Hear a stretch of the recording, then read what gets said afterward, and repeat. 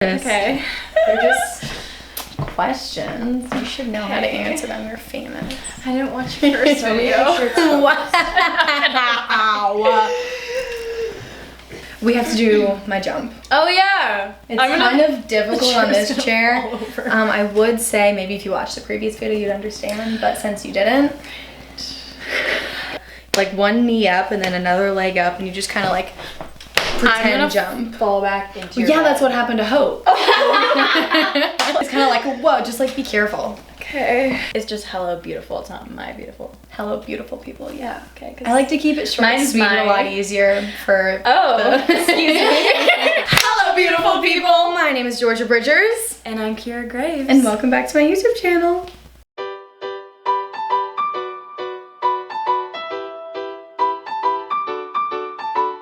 Hello lovelies. Hi. I'm back here with the wonderful Keara Graves. Hi. For those of you who don't know Keara, click off this video now, immediately go to her channel, subscribe, watch all her videos, then come back. Thank you. No. You can watch this one first. No, Keara. So, welcome to the second video of my new series called Questions with Queers. I'm here today with Keara Graves. Keara and I are besties brought together by fate of the YouTube and Canadian world. Yes. Keara, would you like to give the people a little insight of how we met? Yeah. Okay, so basically I was following Georgia on Instagram and saw on her story that she was in Niagara Falls. And I'm like, oh, like Niagara Falls, like America, or Niagara Falls, Canada? Because if you're in Canada, that's where I live. And then I was like, are you coming to Toronto? And she was like, yeah, I'm going with my girlfriend Tori. And I'm like, oh my God, I live there. And then I was like, oh, where are you staying in Toronto? Because Toronto's really big. So I was like, oh, there's no way she's staying anywhere close to where I live. And then she said my literal street name, which we will not reveal on camera. And yeah, we got really drunk. That was part of the story. It was. And then we hit it off. Yeah! And we're like, why are we so similar? And then that's that. And the rest is history. The end. Oh boy, this is already off to a rocky start. Okay, Keara, thank you so much for being on my Questions with Queers TV show. Thank you so much. You're welcome. Oh my God, I'm gonna put this on my IMDb. Let's start off with introductions. Yeah. Can I hear your name, your age, where you're from, and how you identify your sexuality? Okay, my name is Keara Graves. I'm 20 years old. I am from Toronto, Canada, and I identify as queer, and my pronouns are she, her. Ba-dum-bow. Just gonna ask you some questions about being a queer. Okay. I hope I can answer them correctly. Yeah, there's definitely a right and wrong way to answer all these questions about yourself. I know, that's why I'm nervous. I get it, I would be too. Number one. Let me memorize it so I sound professional. So right now we are in the United States of America.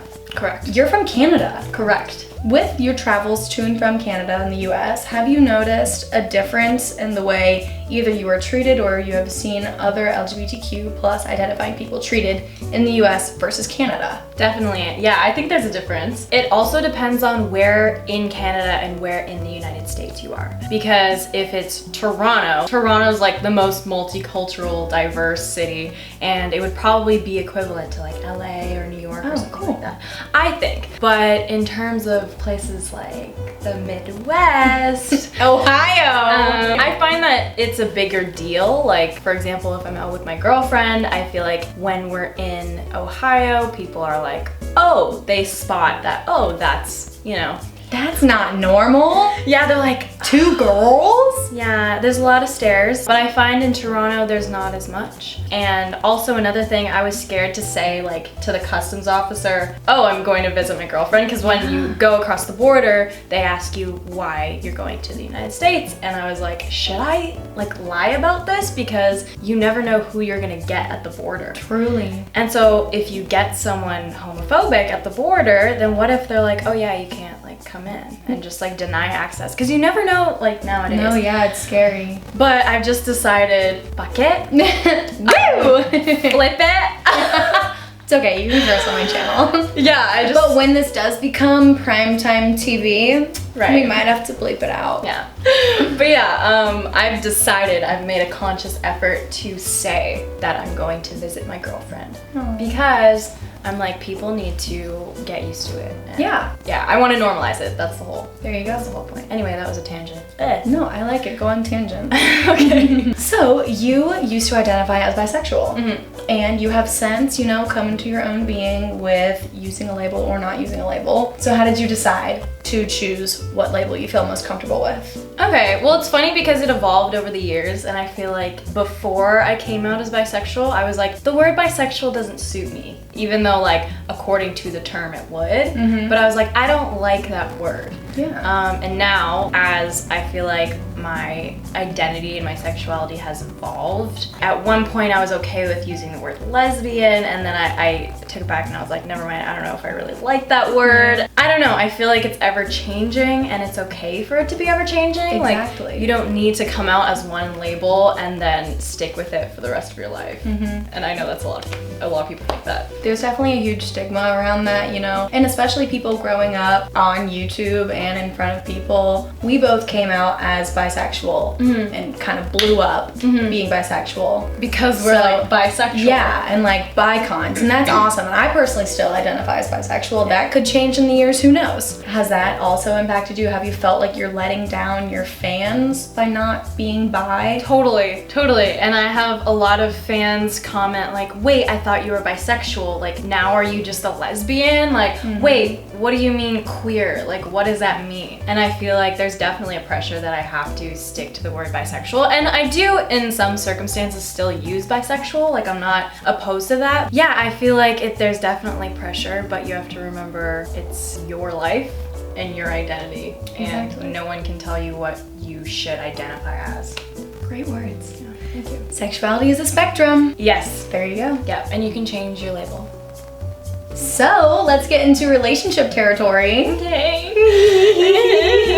You're in a long distance relationship. Is this your first one? Yes. What is that like for you? I actually think it's really great in a lot of ways, and a lot of people are like, oh, I mean, it's definitely super hard, but I don't think you should focus on the difficultiness of it. I feel like in a lot of ways it's helped our communication and effort being put in, because sometimes when you're close in distance to someone and with your significant other, you don't put in as much effort in terms of like just seeing them and like doing cute things for them and stuff like that. So, and you might not be as good of a communicator, but I feel like there's a lot of things that I've learned being in a long distance relationship that I wouldn't have learned if I wasn't in one. Nice. Cheers to LDR. Yeah. Oh yeah. And I feel like it's good to also have like a date planned or like a time when you're going to break the distance. Yeah. Because then it totally. seems kind of impossible. And you're like, oh my God, are we just always gonna like... What's gonna happen? Are we gonna be like this far apart forever? Yeah. You know? So a lot of people are wondering, how did you meet your girlfriend? Well, some blonde girl. Weird. You formulated this Weird. question. Look, a lot of people were asking. You I had to slide it in. She I had formulated to. the question so that we talk about Georgia in this interview and not me. It's fine. It's just the only one. Look, people are wondering. No, it's all good. So I met my girlfriend through Georgia. Georgia and I and Tori and my other friend Riley were all vacationing together in LA. And my girlfriend Lauren just so happened to be in LA at the same time. Coincidence or fate? And then Georgia introduced me to Lauren and I was like, I'm in love! So that's how it went. Yeah. Yeah. Perfectly. So thank you. Thanks, Georgia Sure. Bridges. You're welcome. What?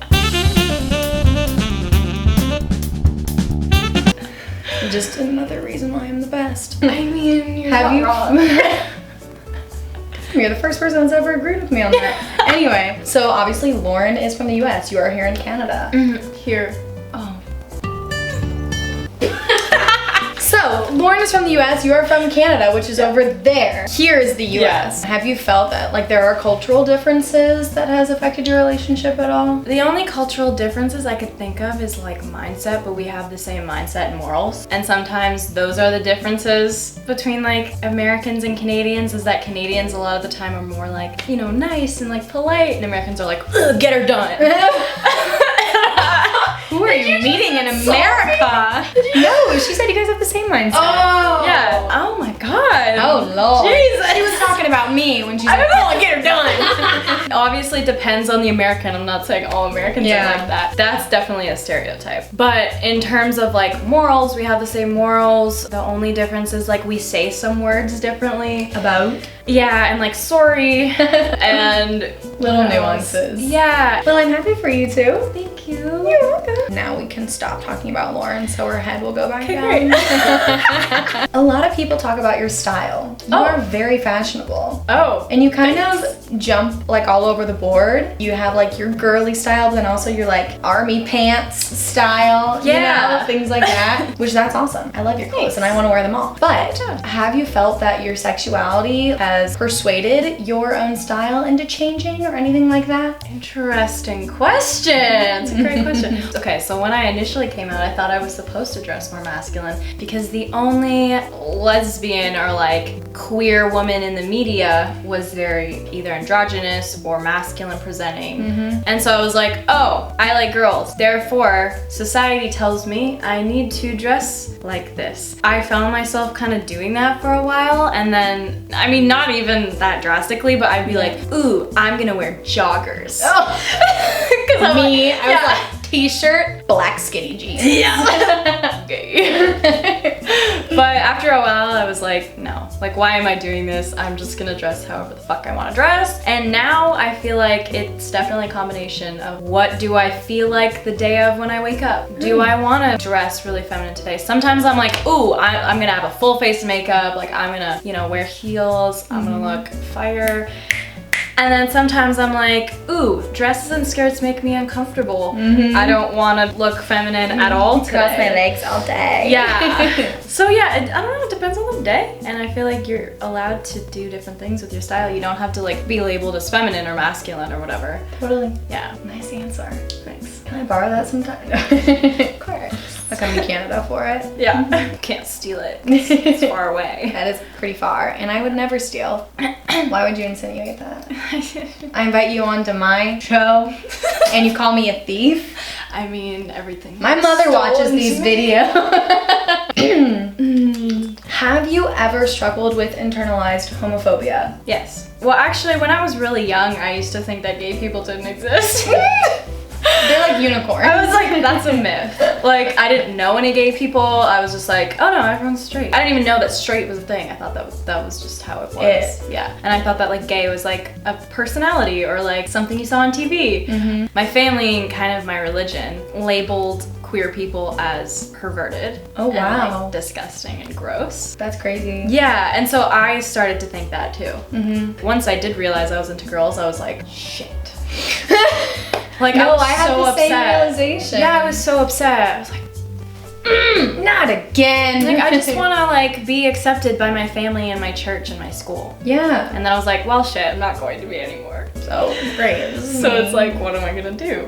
But I ended up just doing me. And you have found acceptance? Yes, Good. 100%. See, goes to show. You can work on it, and it's all an internal thing. And don't let outer circumstances define how you feel on the inside. And other people's opinions or perspectives you don't have to take on as your own. Exactly. Well, unfortunately, we were already on to the last question. No. Quick promo. We did a video a couple months ago together called Childhood Signs. We were so gay. Yes. And we kind of both realized that like so many things accumulated throughout the years that were like, whoa, totally into women. Yes. Did you say you had one big aha moment where you were like, oh yes, I definitely am gay? Or was it just like little instances here and there? I feel like the most prominent thing that made me realize that I was into women was I had this friend in high school, and she was kind of like goth, like punk rock. And in the mornings when I got dressed for school, I'd be like, do you think she'd like this eyeliner? I'd be like,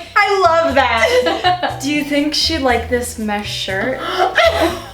The ribs with mesh with ribs. Like, do you think if I bought like black skinny jeans from Forever 21 that like she would comment on them and like Probably. A studded belt. yeah, so like I like kind of did that and didn't even realize I was doing that, and then once I realized, she started to be like, oh my gosh, Keara, like I love your eyeliner, I love your makeup, I love your pants. And then I was like, Butterfly. yeah, every time I was like, Thanks.